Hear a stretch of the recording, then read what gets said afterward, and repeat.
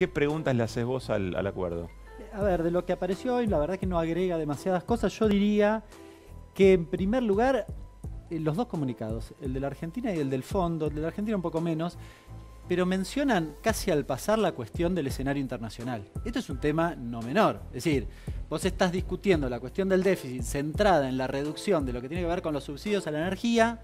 La energía está subiendo el precio a nivel internacional y ninguno de los comunicados, el del Fondo no dice ni que hay guerra a nivel internacional, con lo cual llama un poco la atención. Me preocupa qué figura finalmente en el acuerdo final, porque en el preacuerdo ese que había trascendido había alguna mención respecto de del escenario internacional, pero no hacía mención a las metas. Es decir, lo que a mí me preocupa es, si aumenta mucho el gas y yo no puedo cumplir la meta, ¿el Fondo lo reconoce o no? Esta es la discusión finalmente. Bueno, por ahora no hay nada al respecto. Sí se supo y se definió finalmente qué va a pasar con la cuestión de las tarifas, este esquema de aumento 20, 40 y 150, depende, quita de subsidio. ¿Qué es 20, 40, 150? ¿Cómo explicás eso? Para aquellos que tienen tarifa social,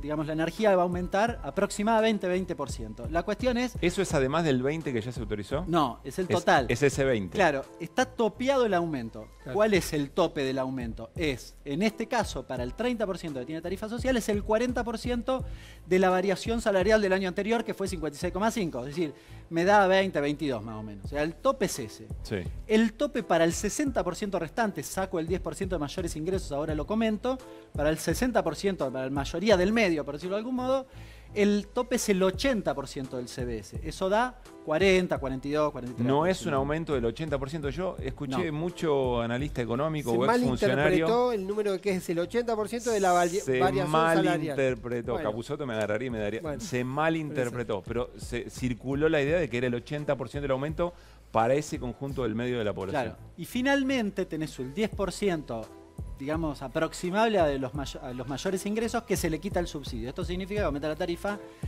aproximadamente 150%. Yo les voy a ser muy sincera. Cuando arranco a escuchar porcentajes que van, que vienen, soy el meme de esa mujer rubia que hace cuentas en la cabeza.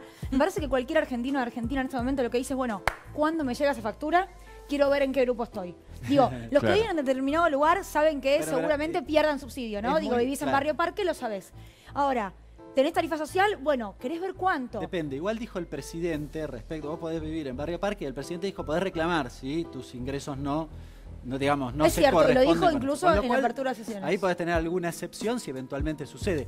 Esta aclaración es importante porque en realidad nosotros asociamos al 10% de mayores ingresos, pero estrictamente lo que sucede es que el que le quitan el subsidio depende de la ubicación geográfica de su casa. Claro, no piensas en cuánto ganás, sino dónde vivís. ¿No es en términos de cuánto ganás? No. Es en dónde vivís. Para el que le quitan los subsidios al 100%, no.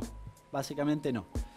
Si estás dentro de la tarifa social, el aumento que habíamos dicho del 20%, en el resto, digamos... Pero ¿y por qué se habla entonces del decil o del 10% de personas de mayor ingreso? Porque en realidad es el 10%, se asocia a los clientes que pagan, o digamos que tienen mayores ingresos, o que su valuación, para ser preciso, su valuación de la casa medida en dólares, digamos, es en valores de mercado, es del 10%. Los que viven en los barrios más caros, digo, traducidos un poquito de eso, ¿no? Eso es ese mapa que conocimos hace... Lo que le pregunto a los dos es, ¿hay fecha para todo esto? ¿O eso tampoco está en el documento? Sí, en principio entre marzo y abril debería hacer la aplicación. Bueno, eso estaba previsto, ¿no?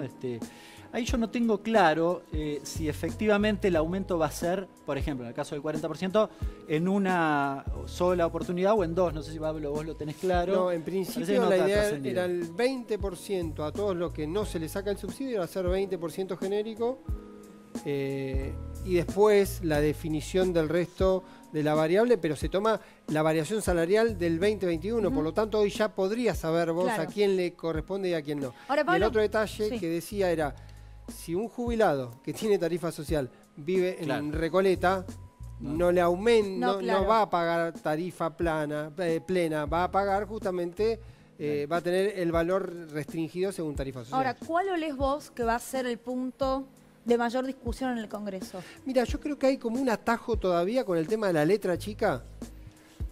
Una impresión política, por ahí Hernán puede sumar algún criterio y seguramente Santoro también.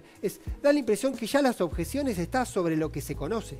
digamos, las discusiones gruesas, por lo menos dentro del Frente de Todos, está sobre lo que se conoce. Da la impresión que la letra chica puede sumar alguna sutileza. Hoy, por ejemplo, un planteo que me hacía un diputado es si va a aparecer un bono en dólares para aquellos fondos de inversión que tienen puestos dinero en pesos acá para que salgan, para que dejen de presionar sobre el dólar. Pero también parece ser un detalle importante para un universo, pero muy sutil dentro del planteo general. El tema se pone el gobierno respecto de alterando las variables. Para llevarnos a la charla con Leandro Santoro, que está escuchando atento, seguramente va a sumar a lo que estamos conversando. ¿Cuál es el principal desafío? Eso es el desafío económico del gobierno respecto de su acción económica y política para mejorar la vida de la gente, que es lo que prometió en campaña, digamos. El interrogante. No, es que para mí ese es el eje central, que en realidad es político-económico. Es decir, vos hoy estás en una situación, si se quiere, en clave socioeconómica, de finales del 19, un poquitito mejor. Con ese resultado, el resultado electoral del año pasado no fue positivo. Es decir, ¿cómo haces para que en materia económica eso te dé una garantía de ganar el 23? La discusión es si podés ganar en términos electorales el 23 o no. Yo diría, retomando una cosa que le preguntaban a Pablo recién, hay varios temas que se van a discutir en relación a esto.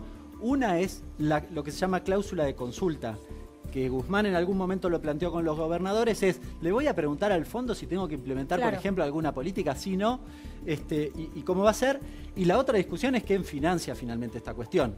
No está a grandes fortunas en esta mención, digamos, y no hay ninguna cosa más allá de alguna mención a la progresividad en lo que conocimos hasta ahora.